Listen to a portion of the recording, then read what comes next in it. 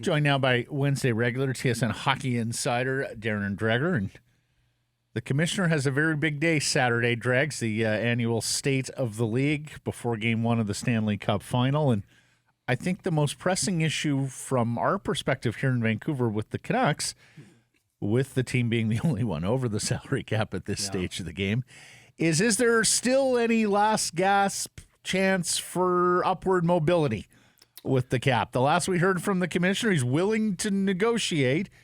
What do you think? Do you think the spending limit could rise by more than $1 million for next season? Well, I mean, it's possible, and high-profile player agents continue to tell me that. And I had an exchange with a Players Association source on Tuesday as part of our planning for insider trading, and I asked those questions. I said I keep hearing from agents that the cap could rise beyond the $1 million flat. And the response I got back was, well, we're open to have that discussion and would like to have that discussion with the league. What we're not open to is the adjustment of the escrow percentage. And, Marty Walsh has made that clear. The PA in general has made that clear. And Commissioner Bettman has also publicly stated that you can't have one without the other, right? I mean, if the cap is going up beyond flat, then there's got to be an adjustment to escrow. Well, the PA doesn't think that's the case. So the reason that I at least keep the window of possibility open a little bit for an elevation of the cap over $1 million is because we haven't seen anything joint released by the league or the Players Association to describe the salary cap range, the salary range, which is normally what they do. Here's the floor, here's the ceiling, this is what next year looks like. So the clock is now ticking, and maybe Bettman is just kind of keeping the bait on that hook. The Players Association really truly wants to bump up that salary cap number above the 1 million. Well, what is the league getting back in return? That's traditionally the way Bettman plays that game. Yeah, and I mean, we're almost June here. Some would say it's late in the day and managers should know well in advance what next year's cap is. But you tell me, what would be the deadline there, Darren? When do you think they need to know one way or the other? I mean, it's hard to be specific, Matt. All along, I've been told that June was the deadline. So, you're probably looking at the end of the Stanley Cup Championship, right? I would think at that point, you'll have a real good handle. Maybe the accounting of the revenues generated by the Stanley Cup playoffs hasn't, been detailed to the dollar, but you're going to have a pretty good understanding on what 22-23 looks like. So although you say that, and again, the impetus of this conversation is the fact that Gary Bettman is going to meet the media, and without question, he is going to be asked that. So maybe something surfaces here in the next couple of days, but I doubt it based on the information I received on Tuesday. HRR is a big part of the whole equation, obviously. Now, whether or not they want to circumvent HRR in some way, shape, or form is another thing to boost it. But HRR could be floated big time by two other items on the commissioner's hit list for Saturday, and that is the collapse of, or the questionable collapse of these regional sports networks in the States that provide a lot of money, and the possible movement of the Coyotes. Address the first one if you can. What have you heard there? Like, are they expected to be up and running in September, these RSNs? Well, they keep saying that they will, but that's even cloaked a little bit, right? The last time we had an official media availability, I believe it was a general manager's meeting, and Bettman was asked point blank about that. And the only assurance he provided was that the regional sports networks would remain in place and doing what they're contracted to do through the playoffs. Right. And so that is real. That's what we're going to see. But one more time here, guys, you were on it because, another profile source of mine, called me earlier this week and questioned why we, mainstream national media, aren't making more of a deal of this than what should be, because you're not talking about millions of dollars here. You're talking, I think it's north of $1 billion, right? I mean, it is a significant amount of money, particularly south of the border, that is generated by these RSNs. What's plan B? Is there a plan B? Don't know, but undoubtedly Bettman is going to get nailed on this. on the weekend when he meets the media, and it's going to be curious to hear. I haven't heard, now I'm not digging specifically on this story, but normally just in the weekly function of what I do, you hear these things. Oh, have you heard that, this network might take on more of a bite? Is it Apple? Is it Amazon? Like all of these sorts of scenarios. I haven't heard any of that. But from a business platform that Bettman and Company, this would be high priority for them and would have been high priority for the last number of months. Yeah, and half the league has an RSN that could be imperiled. And like just yesterday, the San Diego Padres in baseball, their RSN just dropped them, said we're no longer can't afford to do it anymore. Yeah, exactly. Yeah. So, if you're a sports fan of a particular team, particularly in the U.S. on one of these RSNs. But there's also a bit of a warning on the Apple side, guys, because Apple admitted that there was all this reporting in March that the subscriptions were not where they wanted them to be. So it's not a panacea just yet. Like people just aren't quite ready. And that's clearly where it's going. Yeah, but they're not quite ready to be streaming sports and paying for another subscription. Exclusively streaming sports, yeah. Well, and then what happens if, I think they've probably crossed this bridge already from an NHL perspective, but, you wonder, all of these RSNs pay significant fees, right? We do as a regional network at TSN, and the reason that we're not a national network specific to the NHL and have the national rights anymore, frankly, dollars and cents. Yeah. So, would the league be pushed into an area where they've got to cut those fees considerably? Because look, our industry is suffering. We know this, right? It's not like it once was where, you had the low-hanging fruit advertisers who just wanted to be connected with anything related to hockey. That's not the way it goes anymore. And the RSNs are feeling that. So maybe the NHL and pro sport in general is going to have to reflect on that and say, okay, well, we're not going to charge you $1 million per game. We're going to cut that back.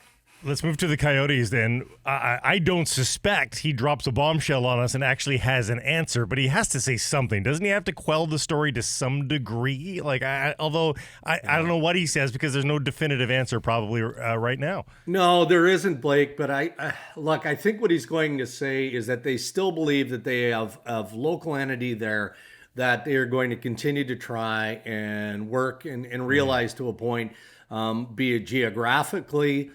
Maybe it's a partner to get a new facility, all of those things, but they've got to exhaust that process. But I think that he's likely going to be more open to at least the idea of relocation.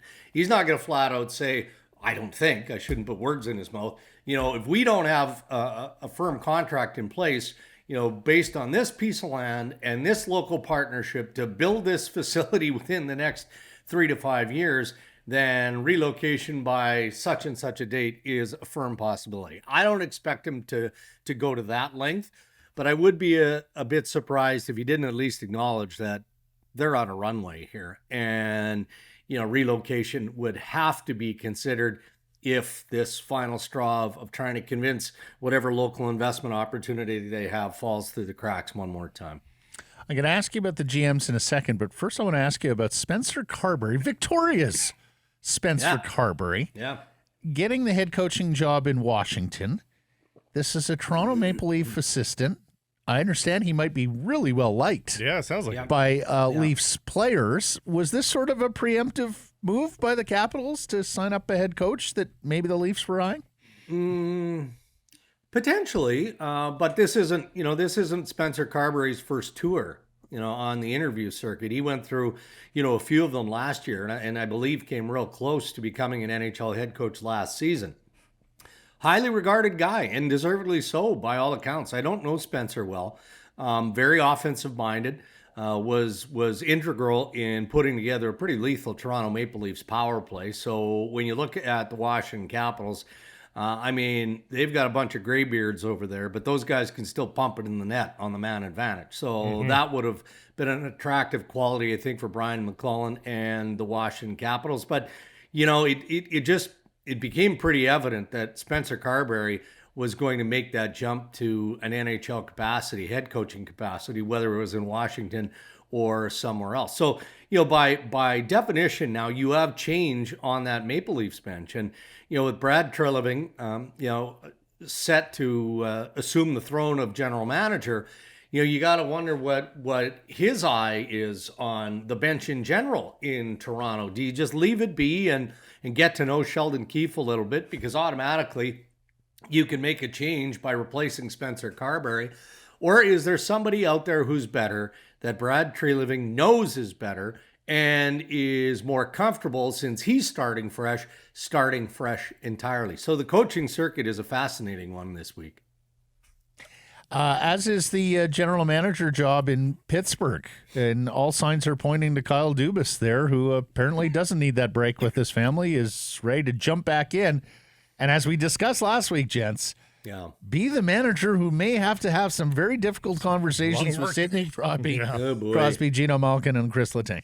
Well, if the window is open, it's not very wide, is it? Who doesn't have just a mammoth amount of respect for the careers of those three guys?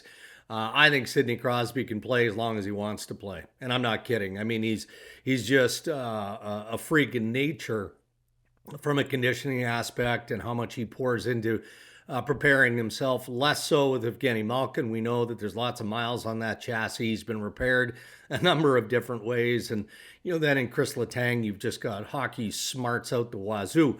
But they're older players. And that would have been a big part of the why Dubas had to meet with Crosby, just to get the lay of the land. What are you thinking? Do you want to chase a Stanley Cup? Can we build this team very quickly back into a contender? Can we be a playoff contending team here again? They weren't that far out of it. But that was last week, and then you fast forward to this week. And, I was immersed in the Brad Treliving story yesterday. So full disclosure, I didn't spend much time on Pittsburgh. Pierre LeBrun and Chris Johnson were more focused on that. But there were a number of different layers and speculation that surfaced. One, of course, was that, hey, geez, maybe Kyle Dubas did walk away from the opportunity and, is going to stay somewhat true to his word, and Toronto or nothing, and he's going to take that break. But then you go, okay, wait a second. Well, why would have he met with Crosby and gone through all of what he went through last week? And then there was a follow-up report that suggested that, no, they're hammering out the details of what a contract would look like. I'm in the business of presenting fact, and I can't tell you as we're having this conversation what fact is here, other than I got to believe that the Fenway Group have had enough of this dance. Like, you're in or you're out. I mean, these guys invested a ton of time and resource in going through the process of hiring executives, or an executive, general manager, president, or a general manager and a president. And then Kyle Dubas pops loose, and lo and behold, a week later, you're still waiting for the conclusion. It's got to be frustrating for that Fenway Group, I would think. Yeah, and they're getting roasted in the market there. I see Dan Kingarski of Pittsburgh Hockey Now saying, it took the Fenway Group 2 years to evaluate whether they had effective hockey management. So, but you can appreciate what Kyle Dubas is going. He's probably made more than enough money in Toronto. He's a young guy. He could enjoy life for a year and then try to jump back into the NHL. I know there's only 32 jobs, but there's usually one that's free, if not four, every single summer. So maybe he feels like he's got a year to burn. Maybe, but then he should have made that call, upon being pushed out by the Maple Leafs, right? I think that his ego was bruised. His feelings were hurt. Because he went through his family process, told the Leafs he wanted to come back, granted 4 days after saying that he wasn't sure, which planted the seed of doubt. Maybe it would have been in his best interest, to your point. Like, I have no doubt Kyle Dubas is a general manager in the National Hockey League all day long. No doubt whatsoever. A very good one, I would submit. Maybe he should have taken the time rather than go through what he's going through now with Pittsburgh, because that Pittsburgh job, no different than the job that Brad Treliving is about to take in Toronto, is a beast. Like, there's going to be some big headaches for both Brad Treliving and for Kyle Dubas if he ultimately lands in Pittsburgh. If Dubas just shuts up and doesn't do that presser, Dregs, is he still the GM of the Leafs today? By Tuesday or Wednesday of that week. Yeah. by Tuesday or Wednesday. Maybe he ultimately, look, I don't believe for a second, like there's been all sorts of narratives that have come out of here. I think Kyle is an honest man, and maybe honest to a fault. There are some out there who honestly have stated that they think Kyle used his family as a pawn. I find that offensive as a family man myself. I don't think that he's even close to being that devious. I think he was honest and probably no different than all of us at varying points in our life professionally. I know I've started talking and I've said things that I wish I hadn't said, right? Where maybe I shared too much information based on, kind of the back and forth I had with a real good source, that sort of things. But the words get tumbling, right? We've all done it. And I think that that's what happened with Kyle. But then he needed to take a couple of days to make sure that, his wife and family were on board. But in answer to your question, if he'd have come out and said, I want to be in Toronto, that's it, I want to be in Toronto, I think that they'd had something wrapped up by Wednesday. Darren, what I love about the Kyle Dubas story is that he's new blood, on the relative scale. Do you get a little bit tired, and I don't expect you to throw names under the bus here, but man, this league still, even in the progressive world that we live in, man, do we love to recycle guys. Yeah. Dubas was great, and it's great that Spencer Carbery got a job because there's a new name in the coaching carousel at the very least. Yeah. But when all these vacancies come up, man, the same names over and over again. Well, what bugs me about it, it's less about the same names. I mean, Shanahan kind of basically set the table when he said that the next general manager has to be somebody with experience. Okay, so now you're looking at the list of available guys, and it's pretty obvious, isn't it? It's Marc Bergevin, who we talked to via Zoom, as has been reported. It's Peter Chiarelli, who of course wants to be a general manager. I don't think Toronto ever reached out to Peter, although some speculated that he was high on the list. Doug Wilson's name was tossed out there again, unless somebody's not telling the truth. I don't believe that was the case. So sometimes we in the media, we take the words from, in this case, Brendan Shanahan, who said, well, it has to be somebody with experience. And you go, okay, well, hold on a minute. Who's got experience? Yeah. There's not that many guys available out there, and we create our own lists. And there's nothing wrong with that because, speculation is kind of what fuels our industry from time to time. But when you're reporting strong that these men were interviewed and were shortlisted and they're not, it gets sketchy. Yeah. Lastly, we spoke to someone here in Vancouver recently this week who said Ryan Reynolds is none too pleased about his experience with the National Hockey League and telling some folks that he will never do business with Gary Bettman again. The Senators have lost some of that Reynolds magic, Wrexham magic. They won't be the owners. And there's starting to be some concerns there about the process and who's going to emerge, Dregs. What do you know on that? And this is just as the Sens might have been cleansing themselves of their past history of ineptitude. Well, make no mistake. This was about two things. One, was perceived to be the best ownership group, but two, and maybe it's 1A, the group that was willing to pony up the most money. And there was at least one time and maybe more where these groups had to reassemble and come up with more money because it wasn't enough. It wasn't enough. It wasn't enough. And maybe the Reynolds group, the Remington group obviously they finally said enough of this. We're not playing this game anymore. Clearly we're not the group that you want to go with. So we're going to hold our heads up high and we're going to bow out. And I will give Ryan Reynolds credit for one thing.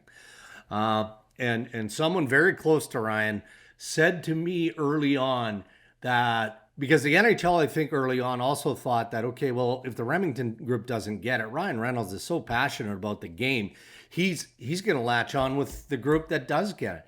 And this source told me point blank early in the process, like maybe days after he announced he was with the Remington group, it was the Remington group or bust for Ryan Reynolds, and he would not salvage his own integrity by doing that. So it was them or nothing. And as it turns out, it's nothing. I don't know this. That is quite a misread from the NHL, Dregs. That is a big misread because We wondered the same thing, but of course we're out here just speculating. They should have the inside knowledge. Well, it was early on. I mean, again, I've said from day one, and it doesn't matter to me if I'm wrong on this. It's always felt like this was Michael Andlauer's sale to lose, because of his history here. Partial owner of the Montreal Canadiens. He's been a governor. He's been in. I don't remember the last meeting that I attended that Michael Andlauer wasn't there. So he knows that executive committee exceptionally well and is probably pretty tight with Bettman in the commissioner's office. So as long as he can come up with the dollars, isn't that the safest option? That's the way they operate. That's the way right? they operate. That's the way they operate. They want to know you. They want to make sure you're part of the club before you're let in the club. And $1 billion, if Gary and the governors put that mark out there and then basically said, okay, one of you groups for race to $1 billion, first one who gives us $1 billion, that's not the worst strategy for a team that when they last sold, granted out of a bankruptcy court, for $130 million, and he got the building as well. That's wild. Yeah. Going to be $2 billion to get the team and the building this time around. Marvelous stuff, Darren. Thanks for the update. We'll catch up next Wednesday. Thanks, guys.